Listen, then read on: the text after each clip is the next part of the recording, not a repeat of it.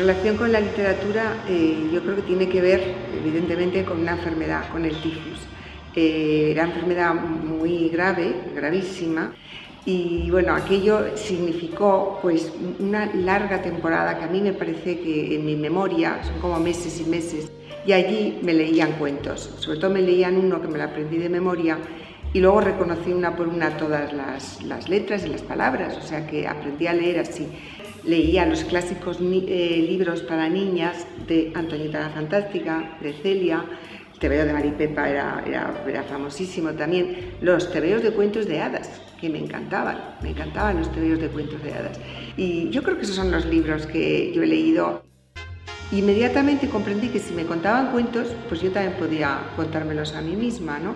Yo creo que es algo que es muy natural. Todos los niños se cuentan cuentos a sí mismos, ¿no? Yo creo que la raíz de la literatura nos muestra tanto la lectura como la escritura, ¿no? Yo tengo la impresión de que escribí siempre, si no de una manera, a lo mejor cuando cogí por primera vez el lápiz y me puse a pasar al papel aquellas fantasías y aquellas historias que yo tenía, pues no lo sé, pero en cuanto aprendí a escribir, ¿no? Para mí el mundo de la literatura fue clave. Entonces, pero eso está tan en la primera memoria de mi vida que no puedo decir aquí decidí escribir, decidí ser escritora. No está esa decisión. Es como si la vida lo hubiera decidido por mí. ¿Qué recomendaría hoy pues, a la gente que empieza a leer, a los niños, a las niñas? Pues que lean aquello que les interese, ¿no? Que les interese, ¿no? Yo creo que es lo que hay que buscar, ¿no? Hay que buscar siempre esa conexión. A la vez, Un rebelde de Susan Hinton, desde luego, y algo como cuentos fantásticos de Lovecraft, cualquier cosa extraordinaria. Yo creo que las dos vertientes, mantenerlas, y claro, eso ya es un esfuerzo de los profesores de literatura, ¿no? De la enseñanza. Sí, allí tuve la suerte de conocer y tener como profesores, no solamente conocerlos, sino verdaderamente estar en condiciones de recibir sus lecciones, ¿no? Como alumna, a dos personas que han sido fundamentales, yo creo, en mi vida, que son Arturo Serrano Plaja y José Luis López Aranguren. Los dos enormemente distintos, los dos estaban allí por razones de exilio político y eran dos personas tan distintas y tan sorprendentemente sabios, vamos a decir, ¿no? Porque su sabiduría tenía enfoques enormemente divergentes casi, ¿no? Serrano Plaja era enormemente tímido, no hablaba jamás de su vida personal y te preguntaba por tu vida personal, pero vivía con tanta intensidad la literatura y esa dedicación y esa emoción, vivir la literatura con emoción, yo creo que eso me lo enseñó Serrano Plaja. Aranguren era una persona enormemente distinta, porque a Aranguren lo que le interesaba era estar con la gente. O sea, era una persona enormemente amigable y necesitada de compañía. Entonces, yo creo que esa otra faceta, ¿no? que es como tan distinta a la otra, eran como dos polos, por así decirlo, de atención que me resultó muy enriquecedor, porque no era ni una cosa ni otra, los dos, tuve esa suerte. La gran novedad para mí de la relación con los libros fue que en la biblioteca de la universidad tú podías coger los libros tú y sacarlos y llevártelos a casa. Entonces esto era una cosa que yo no conocía, ¿no? O sea, pasabas un control, rellenabas una ficha y ya los tenías y además los buscabas tú, ¿no? Es como aquello de que aquí en la Biblioteca Nacional, una vez había ido yo solamente, había pedido los libros al bedel, que tardaba tanto el pobre, porque había pues unos pedidos para continuos y no daban de sí, en fin, la cosa tardaba muchísimo, te daban los libros y luego no te los podías sacar de la biblioteca, te quedaban allí. Y eso de coger todo tipo de libros y llevártelos a casa, yo creo que fue lo más sorprendente y verdaderamente pasaba muchísimo tiempo en la biblioteca. Nada más llegar de California me sentía yo tan ajena al escenario que me rodeaba después de haber pasado aquellos 3 años que son como un paréntesis luminoso en mi vida, la verdad, con aquel sol, la playa, todo fácil, la biblioteca fácil, los cursos, todo era como muy soleado, muy luminoso. Pues aquí me encontré en un ambiente, claro, era el año 1975, antes de morir Franco, cuando llegamos, ¿no? y era un ambiente más bien tétrico y muy gris, muy oscuro, pues, se presagiaban de alguna manera o se esperaban grandes cambios para el futuro, pero de momento la cosa estaba muy oscura, ¿no? Y entonces yo allí fue cuando empecé a escribir novelas, porque hasta entonces había escrito poesías y relatos. Pero entonces me encontré con novelas entre manos, una tras otra, hasta que me encuentro con El bandido, la tercera novela que escribí de aquel después de volver de California, y ya El bandido vi que era una novela por la que iba a luchar, porque las dos anteriores, bueno, luché un poquito, pero inmediatamente comprendí que mejor seguía, ¿no? Si no se podía publicar, no pasaba nada, porque yo quería seguir avanzando de otra manera, ¿no? No estaba ya tan segura, ¿no? Sin embargo, el bandido sí. El bandido representó para mí encontrar esa voz que no eres tú, pero que te puede reflejar cosas tuyas, ¿no? Y finalmente conseguí el premio Sésamo, ¿no? Entonces, fue verdaderamente la gran alegría que he tenido en la vida literaria. Bueno, es que yo creo que no estoy dotada para la trama. La trama es algo que no tengo esos ardides en mi cabeza, ¿no? Sería muy forzado para mí el inventar algo, primero porque es que ya me parece que hay mucha trama en la vida, ¿no? O sea, que ¿para qué me voy a inventar yo una trama artificial cuando la gran trama es el presente y todo lo que nos está pasando? Yo veo que ya allí hay mucho, ¿no? Y es la trama que me interesa, ¿no? Esa otra trama que es la tramoya, para mí, esa no tengo capacidad, no estoy dotada.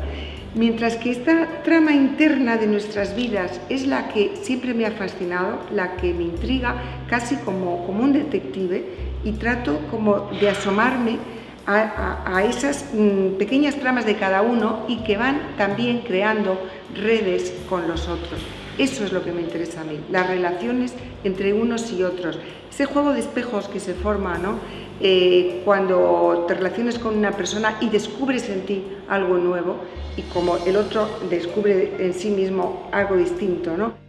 Un cuento es más una situación, ¿no? Más que un personaje, porque no da tiempo a desarrollar el personaje, no da tiempo a meterte en él, a comprenderlo. Es tiempo, o sea, literalmente es tiempo, ¿no? Entonces, siempre pones el énfasis más en la situación, en la atmósfera, en todo lo que rodea al personaje que en el personaje, en un cuento. Y efectivamente, cuando ves que te puede todo ese ambiente y que el personaje es casi intercambiable, aunque no lo es, porque arroja también un punto de vista interesante y distinto en todos los casos, pero cuando ves que es más potente lo que hay alrededor del personaje que el personaje, sabes que es un cuento. Pero claro, todo esto no es una fórmula. Por ejemplo, hay un cuento en Compañeras de viaje, que es el segundo, que se llama Dos hombres, que era una novela. Era una novela y yo veía que no funcionaba como novela y tenía mucho escrito.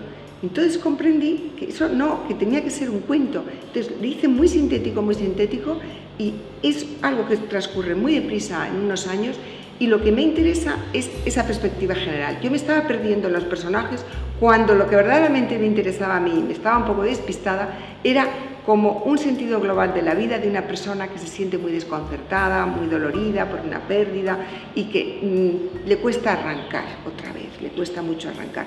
Y yo como que me había parado mucho a analizarla, ¿no? Y no era eso, lo importante era la visión general, pero eso no siempre se ve. Pero bueno, es seguir. Pues yo creo que en general empiezo por el principio, porque no sé lo que es, ¿no? Porque es que como no sé a dónde voy a llegar, o sea, me dejo guiar y dejo que fluya pues el lenguaje, los personajes, que vaya todo haciéndose como un entramado. Entonces, claro, no veo a dónde voy. Lógicamente yo soy una persona que avanzo a ciegas, no puedo de repente tener, o por lo menos me ha pasado muy pocas veces, alguna vez me ha pasado como un flash de una escena que va a pasar y entonces la escribes, ¿no? Luego a lo mejor no vale porque el propio curso de lo que estás escribiendo, del texto, te va a llevar por aquí o por allá. A mí eso me parecería muy artificial, lo veo más de un autor de bestseller o de un autor que planifica lo que quiere. Yo es que no sé muy bien lo que quiero cuando escribo, entonces el propio descubrimiento me obliga a dejarme llevar y el dejarme llevar es una sorpresa maravillosa, ¿no? Y eso es lo que me gusta. Si no, si ya sé lo que voy a dónde va a acabar la novela, yo creo que lo dejaría, ¿no? Ya si ya tengo el final, ¿para qué escribir el comienzo, ¿no? O sea, eso no le vería mucho sentido, la verdad. En general es uno tras otro. En general, a la vez no estoy tan dotada, no tengo esa multiplicidad de capacidades, ¿no? Pues lo que suele suceder es que después de una novela ya me meto en otra, porque es que me he quedado con ese vacío. La novela da una resaca de mar, de estas profundas, ¿no? Y te deja como tierra devastada, ¿no? Tierra de nadie, ¿no? Te ha sacado todos los personajes, te han dejado, se han llevado tantas cosas tuyas, las han vivido de otro modo, pero has sido arrastrado completamente por ellos. Entonces, normalmente después de una novela me cuesta el entrar otra vez en un mundo de historias, ¿no? Y poco a poco aparecen estas situaciones de los relatos cortos, aquí en general. Yo creo que suelo combinar, habría que verlo, pero bueno, tampoco así a bote pronto, y es como creo que es después de una novela suele haber un libro de cuentos, ¿no? O sea, es más o menos así. Y entonces ya se genera ese espacio de la novela que apetece mucho, porque el libro de cuentos es un poco frustrante, porque se acaba cada relato y se te van los personajes, se te escapan, ¿no? Y entonces los quieres retener. Ya por fin viene uno que se queda contigo y te da muchísima alegría, porque ya sabes que vas a estar allí una buena temporada con él, lo vas a poder conocer, vas a poder seguirle, y entonces la novela es más reconfortante para el escritor, es más cómoda en eso, ¿no? Siendo que para mí el relato es como el género pues que exige más exactitud, ¿no? Es decir, la perfección, que no me gusta la palabra perfección. Entonces, el ensayo viene un poco por sorpresa, como lateral, a raíz de cosas que te han preguntado, una entrevista de este tipo, una cosa así, a raíz a lo mejor del discurso que estoy haciendo para el discurso de ingreso a la Real Academia, pues a lo mejor me van surgiendo cuestiones y sin darte cuenta reflexionas sobre ellas. Y un día que no tienes la mente como para crear, dices, bueno, voy a ver qué saco de aquí. Vas tirando un pensamiento tras otro y dices, hombre, pues mira, me lo estoy pasando bien, ¿no? Es más un divertimento del pensamiento, el ensayo para mí, ¿no? Siempre que tiene que ver con la literatura. Y está muy bien, es muy relajante, ¿no? El ensayo. Pero vamos, no es como lo central para mí, desde luego. El ensayo siempre viene, ya te digo, por sorpresa y lateral.